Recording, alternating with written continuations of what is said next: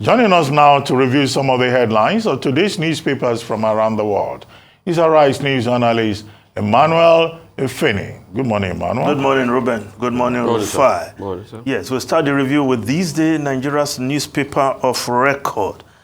The lead story, Akeredolu in state of extreme incapacity, hospitalized. APC chair, Adamu declares, urges Tinubu to carry party along in appointment of ministers. Seek Ondo Governor, right State Assembly to extend medical leave.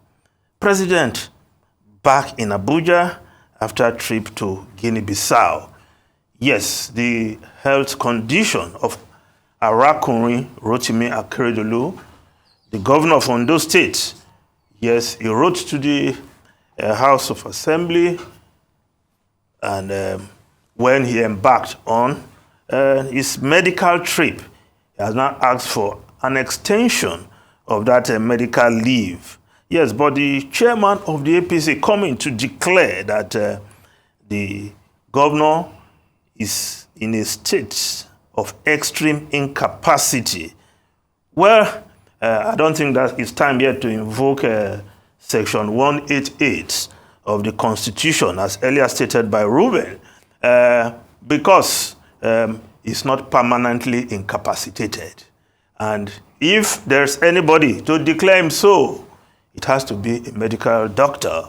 The last time I checked, Abdullah Adamu. Not a medical doctor, a medical panel. A medical panel of yes. 5 persons yes. who are Nigerian doctors, yes. including his own physician. So that's what the Constitution They have to be doctors. The last time I checked, Abdullah Adamu, lawyer, politician. So, well, his declaration, perhaps just to alert us that the governor, yes, is seriously ill. But we can only wish him speedy recovery, pray God to grant him health and cure. But if otherwise happens, then, of course, the deputy governor is already acting as governor, is the acting governor right now in the absence of the governor, Arakunrin Rotimi Akeredolu, who is hospitalized outside the country.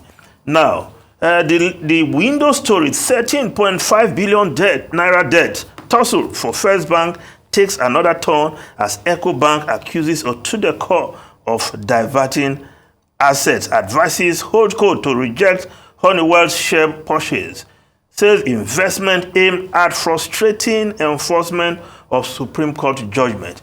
Yes, First Bank, the board of First Bank seems to be the billionaires' playground these days.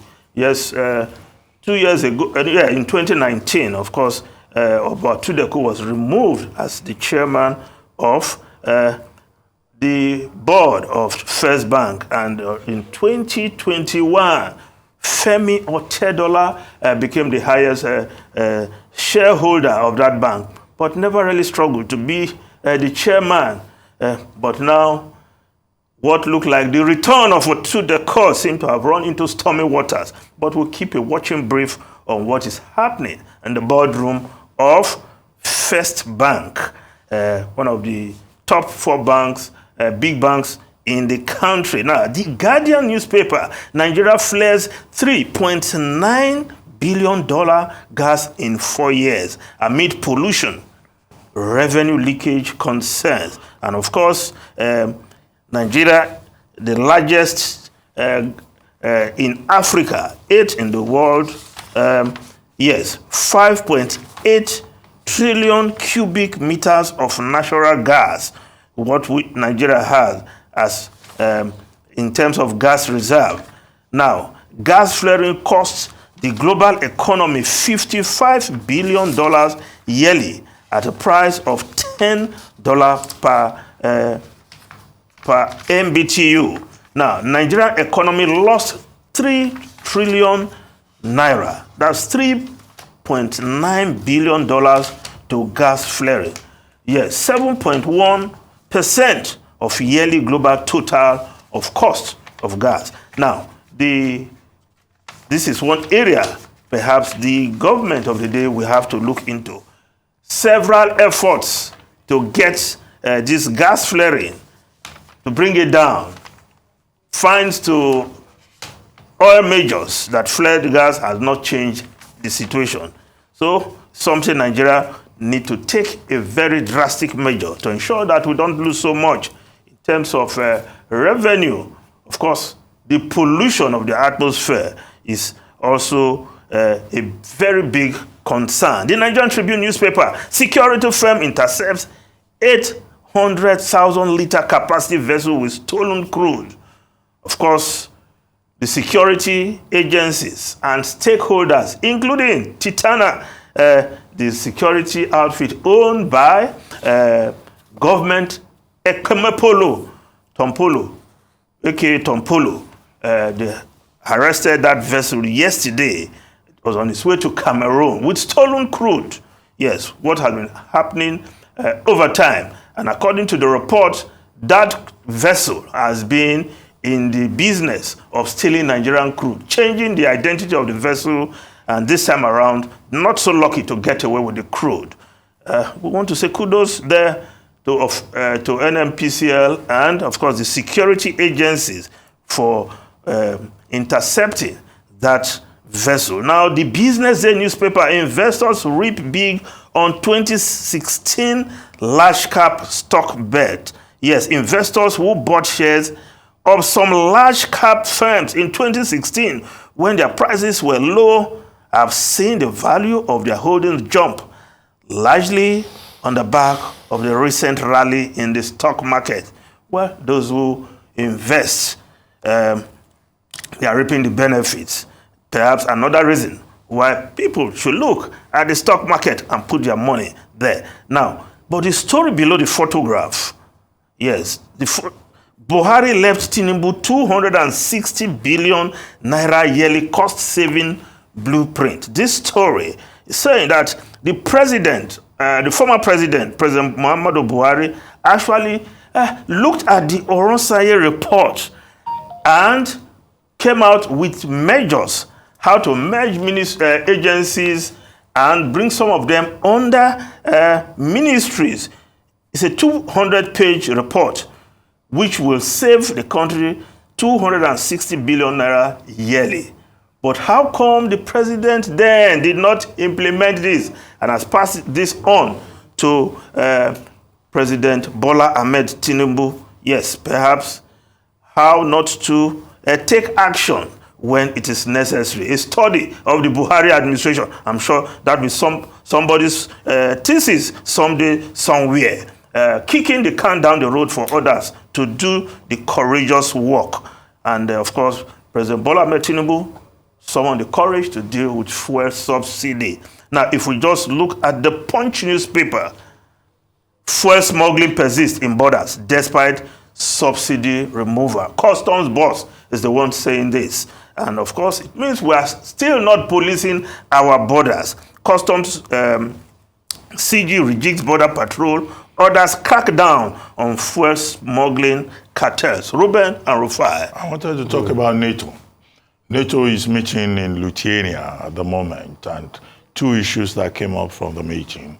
One, Kiev, that's Ukraine, is now to be granted a NATO-light status, treated like as if it were Israel. The UK, Germany, and the US saying, oh, we'll give you more support for you to be able to make more progress against Russia. So, but that will probably pave the way eventually for NATO, for Ukraine becoming a member of NATO. Another major highlight from that NATO summit in Lithuania has to do with the fact that now Turkey has now agreed that Sweden can join NATO. You recall that previously, Turkey, President Erdogan specifically, blocked Finland and blocked Sweden. But eventually, he stepped down and Finland was admitted. Now the issue is Sweden. But Sweden, in response to Turkey's objection, had to review his constitution, expanded his terrorism issues, withdrew, carefully from supporting the Kurdish rebels that Turkey is complaining about, and has also, made other concessions in terms of allowing arms to be made available to be sold to Turkey. So, but the basic thing about, Turkey changing its mind about Sweden is the principle of reciprocity, quid pro quo, tit for tat in international diplomacy. If you behave in a way that I don't like, I will block you. Then if you are just, I will also, but the bigger thing is the increasing role of NATO in, ensuring global peace and security. At a time when we see that the Security Council of the United Nations will seem to be failing because of the veto power that is given to the great powers. But we'll see, maybe there will be more revelations from the NATO summit in Lithuania. Just to piggyback on that, so what is happening with all of this move you're seeing? Finland, Sweden getting in. Obviously, Finland is quite close to Russia. Sweden also wants to join NATO. And the fact that they've given Ukraine a light start, so what they're trying to do invariably is to coalesce forces, let NATO be strong against Russia. Pretty much the West and NATO wants to end this war once and for all. Because what is happening is, what all of this happening indicates is that famous NATO status that said injury to one is injury to all.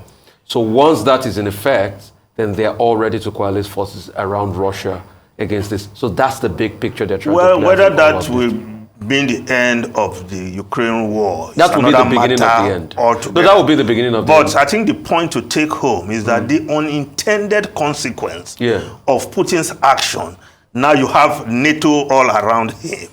Whereas he was trying to prevent Ukraine from joining NATO by invading Ukraine, but now you have other border nations, Sweden, Finland, are now becoming members of NATO. So the unintended consequence of Putin's action, whether you call this action rash, reasonable or unreasonable, is another matter altogether. That has obviously happened to him because at this point of the war, there's been a decimation of the Russian army, and you can't fight the might of that NATO except you resort to nuclear weapon, which is going to be a worst-case scenario for everybody. Well, you wait till the end of the war before you talk of NATO. Has been the same principle in all global coalitions for world security and peace, from the Treaty of Westphalia to the Treaty of Versailles to the League of Nations to the emergence of the United Nations.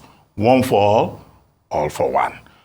And if they band together, then of course, you know that the allies will remind you of the basic principle about global peace. I don't know how far we've succeeded with that since the Treaty of Westphalia, but the world must continue to seek peace and order. Thank you very much, Emmanuel Ifeni.